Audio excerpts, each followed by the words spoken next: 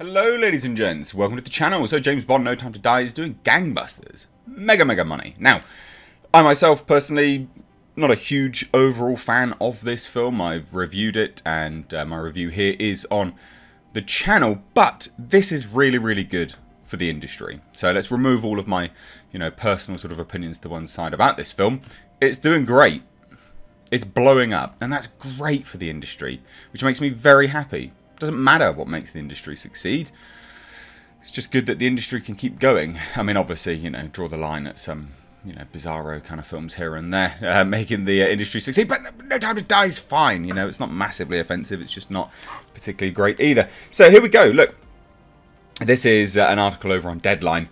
And it's projected to hit nearly 113 million worldwide. And a lot of that is actually all coming from the UK. The UK's set to hit somewhere in the region of like 30 million. 30 million. And it's still not opening up on a wide release just yet either. So it is actually doing really well.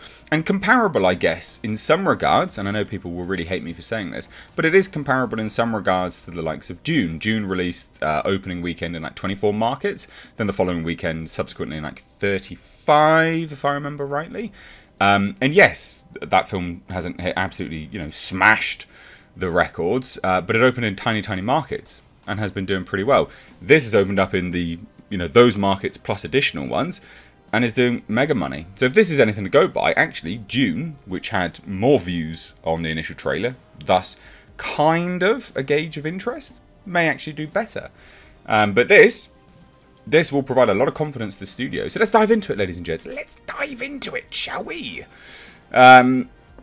Alright, James Bond is back and in a big way, exceeding conservative pre-weekend projections and doing bang-up business across the first few days of release.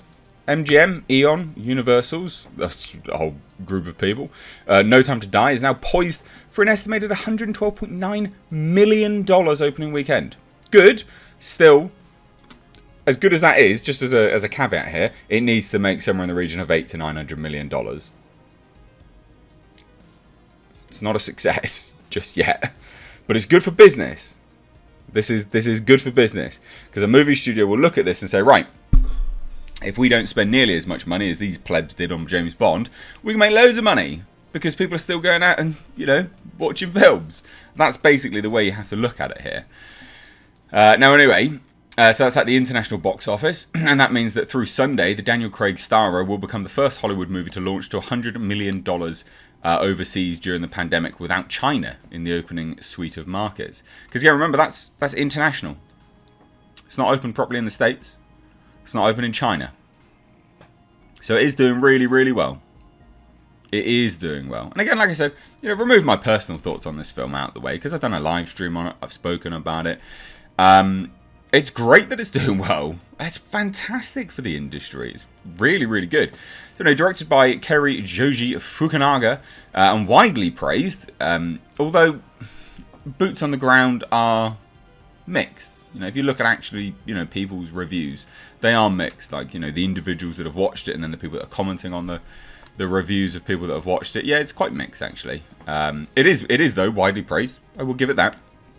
Now, Craig's last turn as 007 added 27.2 million on Friday across 54 Universal and MGM offshore markets, and the Wednesday to Friday cume is $51.4 million. That's bloody good going. It is. In like-for-likes and at current exchange rates, No Time to Die is in line with Skyfall and just 21% below Spectre, excluding previews, and that's with restrictions still in place in some areas.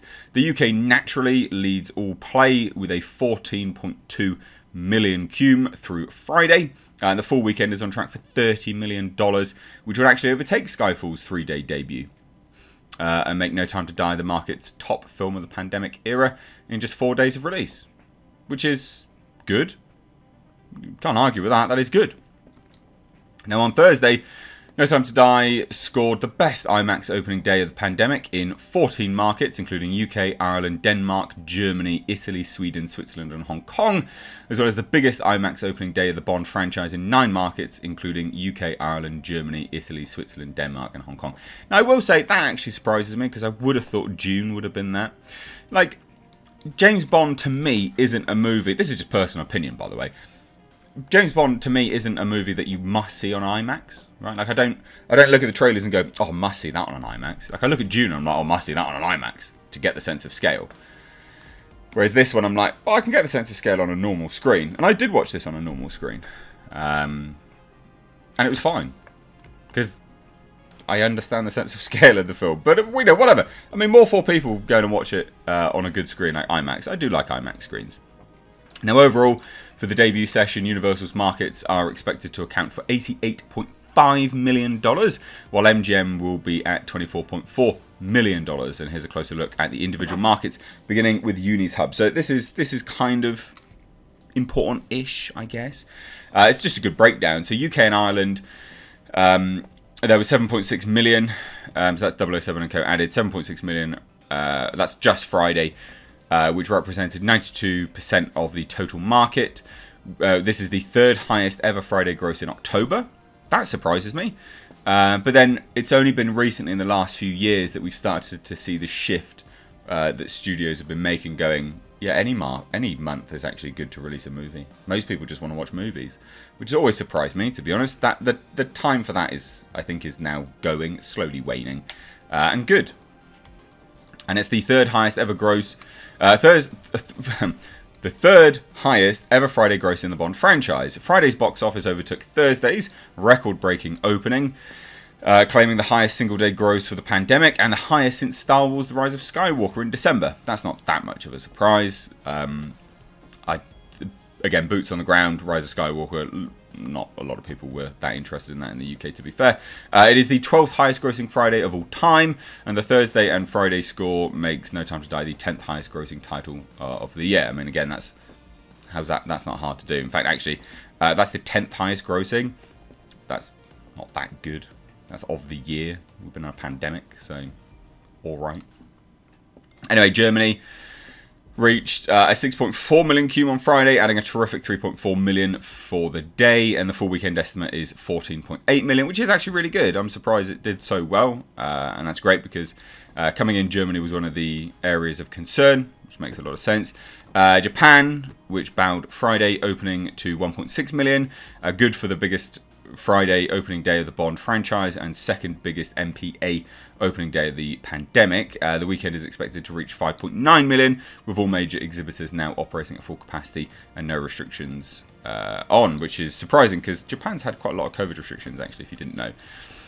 Now, Korea, Netherlands, Switzerland all did all right. You know, Korea is on track for a 4.4 million opening. Netherlands had 1.6 million on Friday, and Switzerland was an outstanding result, continued on Friday, which had 1.5 million. Sorry.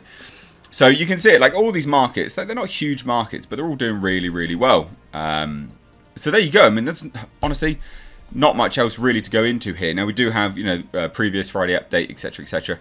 This has all been corrected now.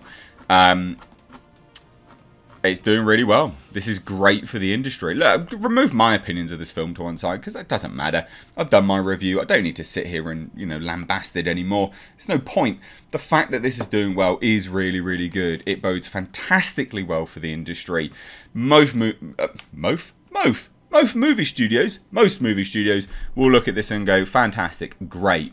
And to top it all off as well, I've got another video coming up on Venom. Venom's set for like nearly $70 million opening weekend domestically. And when we say domestically, we just mean in the States. So movie studios are going to be looking at this and going, well, Christ, why are we delaying movies? Why are we sending them out day and day release? No. Get rid of that crap. Get rid of that crap. You're going to have Disney crying into a blanket going, why did we release day and day? Why? You're going to have Warner Brothers crying into a blanket going, shit, we need to stop these day and date releases. Because this will now start to change the industry. A lot of people will be very, very happy with these results. And again, same with Venom. Like, people will look at that and go, yep, absolutely great. The industry is back. And that's great for me. It's great for you as film lovers. Again, not necessarily for these films if you don't like them. You know, that's kind of besides the point. But the future of film as a whole, very, very promising. So let me know what you guys think down below. If you've seen it, let me know what you think of the film itself. Do you think it deserves this much money? Love to hear your thoughts. Any and all, down below. If you're new here, do hit subscribe. You stayed this long, it's the end of the video. You must have enjoyed it. Anyway, ladies and gents, if you want to support the channel further, we've got memberships open, we've got Patreon, and if you want to send me anything, like yesterday's unboxing video, subscribe and mail, we've got a PO box in the description box. Thanks so much. Take care.